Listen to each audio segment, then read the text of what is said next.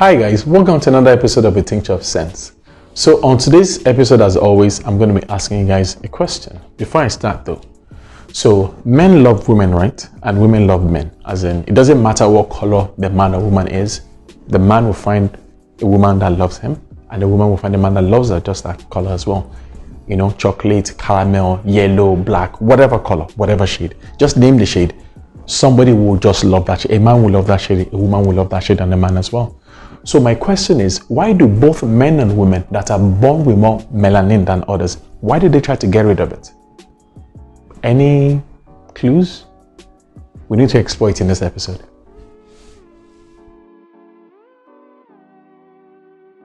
People will come in different shades, different shapes, and different sizes. We're diverse. We have varied wants and needs, different ideals and different values. These differences are good in my opinion, because the world would be a boring place if we were all copies of each other. That said, why do some people put in a lot of effort to become who and what they originally were not? Is it due to deep-seated issues? Is it in an effort to look like someone else? Is it to fit in with a specific group of people? Or is it to adhere to someone else's view of what beauty should be? Anyway, what I want to discuss today is bleaching. Not clothes bleaching, skin bleaching. An activity that both men and women participate in. Now, when it comes to men, I have no clue why they dabble in bleaching. It probably won't be different from why women do it though. But really, who knows? For women, some say they don't bleach but just tone their skin. Okay. Some say they do it to become more attractive. And others say they do it because they just want to. Okay. If some women bleach because they want to make themselves more attractive to men, what's the reason behind men bleaching? To make themselves more attractive to women? Do women even prefer fair men?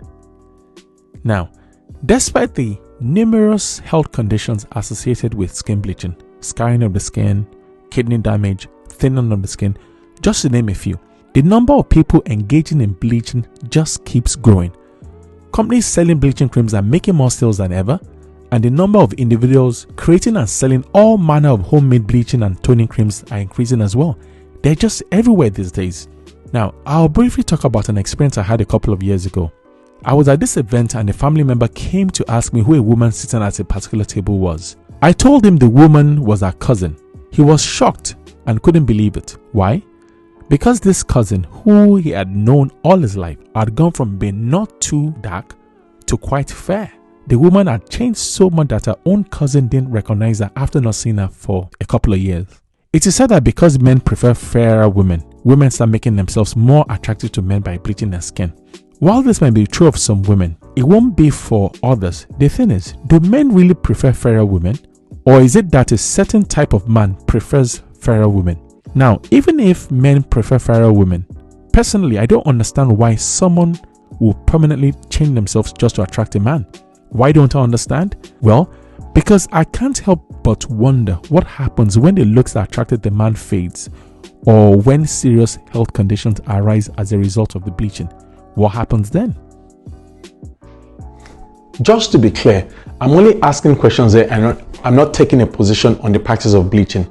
I don't work for the Melanin Protection Police. Whoever wants to bleach their skin is free to do so as and when they please. Every day, all day, from now till tomorrow, day after tomorrow, whenever.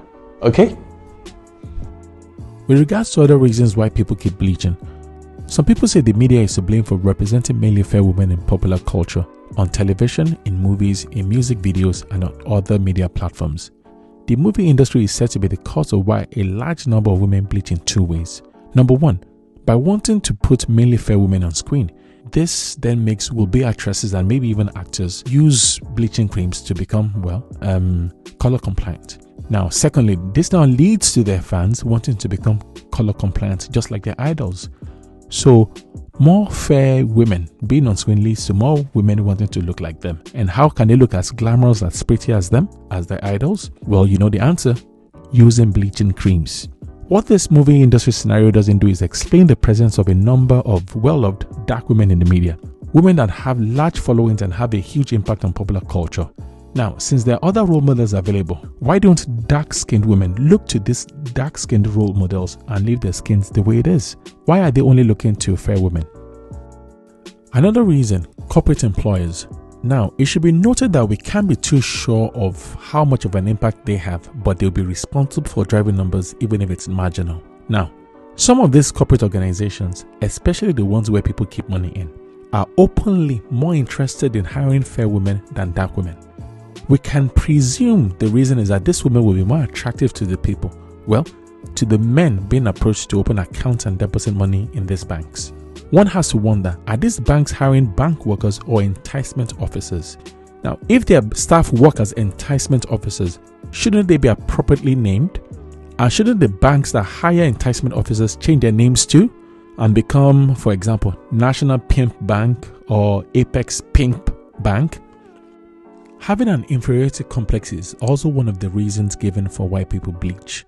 Well, this one is quite deep and difficult to address, because having an inferiority complex can lead to depression, and depression can be an extremely debilitating condition. So, if someone with low self-esteem thinks they can use bleaching creams to look better and thus boost their self-esteem and escape depression, should a person bleach? Now, bleaching can be a quick fix that might not resolve the person's underlying issues but actually introduce new physical ones. Is this a good trade-off to make? Personally, this question is way above my pay grade. Anyway, another reason suggested for why women bleach their skin is because they want to conform to foreign standards of beauty and become more Caucasian than African. This is an age-old one from the days when having black skin supposedly denoted inferiority.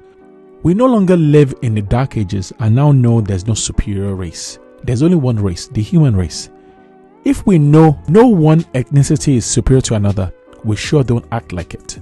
Whatever reasons people choose for bleaching their skin, medical professionals say it's not something to be practiced because of the unwanted and undesirable side effects. According to them, bleaching is just not worth it.